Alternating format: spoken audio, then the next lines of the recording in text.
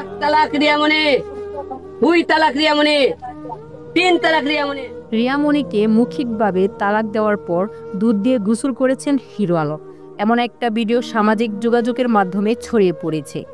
এই ভিডিও ছড়িয়ে পড়ার পরপরই ভক্তদের মাঝে চলছে আলোচনার সমালোচনা।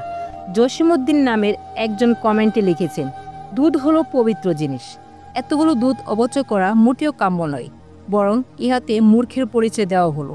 দুধ দিয়ে গোসল করার প্রয়োজন হলে এক বালতি পানির মধ্যে 1 কেজি দুধ মিশিয়ে নিলেই হইতো।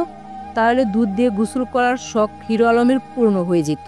কিন্তু এতগুলো দুধ এভাবে মাটিতে ফেলে দেয় সকলের গুণাগারী হয়ে গেল, এবং অপচয়কারীকে আল্লাহ পাক পছন্দ করে না।